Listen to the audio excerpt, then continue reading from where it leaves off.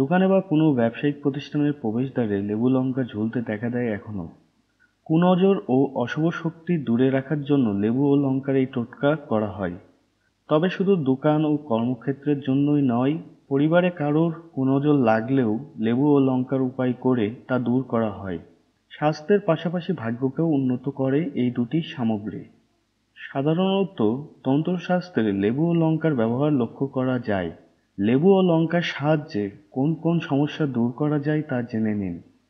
বাস্তুশাস্ত্রে বাড়িতে লেবু গাছের উপস্থিতির ইতিবাচক প্রভাব স্বীকার করা হয়েছে। সমস্ত নেতিবাচক শক্তিকে নিজের মধ্যে টেনে নেয় লেবু গাছ। তবে বাড়িতে এই গাছ না থাকলে চিন্তার কোনো কারণ নেই। সেক্ষেত্রে একটি লেবু সারা বাড়িতে ঘুরিয়ে দূরের কোনো নির্জন স্থানে গিয়ে তার 4 টুকরো করে চারিদিকে ফেলে দিন। তারপরে ফিরে আসুন এবং পিছনে ফিরে তাকাবেন না। এতে করে আপনার বাস্তুদোষ দূর হবে। কর্মক্ষেত্রে বারবার অসফল হলে একটি লেবুতে 4টি লবঙ্গ ফুটিয়ে দিন। বজরঙ্গবলীর মন্দিরে গিয়ে সেই লেবু হাতে নিয়ে হনুমান চালিসার পাঠ করুন। তারপর সেই লেবু নিজের কাছে রেখে দিন। মঙ্গলবার এই উপায় করলে সাফল্য লাভ করতে পারবেন। বাড়ির বাচ্চারা প্রায় কুনজরের শিকার হয়ে পড়ে, তাই বাড়ির সদস্যরা একটি লেবু নিয়ে কুনজর আক্রান্ত ব্যক্তি বা বাচ্চার উপর 7 বার ঘুরিয়ে নামিয়ে নিন। তারপর নির্জন স্থানে গিয়ে সেই লেবুর 4টি টুকরো বিভিন্ন দিকে ফেলে দিন। এতে করে বাচ্চাদের কুনজর কেটে যাবে।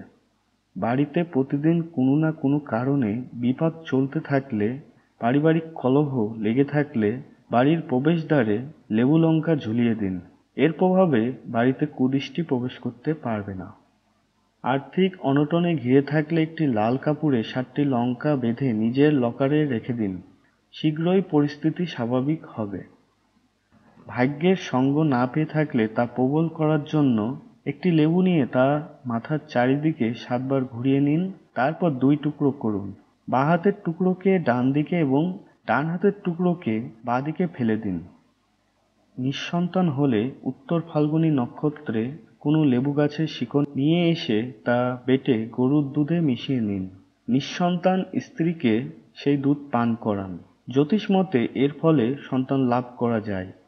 তবে কোনো বিশেষজ্ঞের পরামর্শ না নিয়ে এমন করবেন না, কারণ নজরদারিতে এই উপায় করা উচিত। বাড়িতে বহুদিন ধরে কেউ অসুস্থ থাকলে একটি লেবু 7 বার তার মাথা দিয়ে ঘুরিয়ে নিন। তারপর একটি ছুরি রোগীর মাথা থেকে পা পর্যন্ত সোজাসুজি রেখে স্পর্শ করান। তারপর সেই ছুরি দিয়ে লেবুর 2 টুকরো করে সন্ধ্যেবেলা পৃথক পৃথক দিকে ফেলে দিন। সেখান থেকে ফিরে আসার সময় পিছন ফিরে তাকাবেন না। বেকার থাকলে একটি লেবুকে 7 বার মাথা থেকে পা পর্যন্ত স্পর্শ করান। তারপর সেই লেবুর 4 টুকরো করে চৌমাথায় গিয়ে 4টি পৃথক দিকে ফেলে দিন। মধ্যরাত অর্থাৎ 12টার সময় এই কাজ করা উচিত। কোন কোন সাবধানতা অবলম্বন করবেন? লেবু ও লঙ্কার টোটকা করার পর পিছন ফিরে তাকাতে নেই। তা না হলে নেতিবাচক শক্তি দূর হওয়ার পরিবর্তে আপনার সঙ্গেই চলে আসে। লেবু ও লঙ্কার উপায় তন্ত্রবিদ্যার সঙ্গে জড়িত থাকায় শুদ্ধ মনোভাবের সঙ্গে এই উপায় করবেন।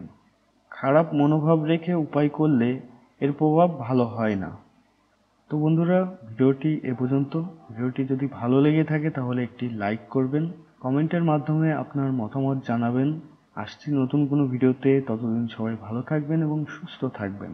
এই প্রত্যাশায় আজকের ভিডিওটি এ পর্যন্ত। ধন্যবাদ।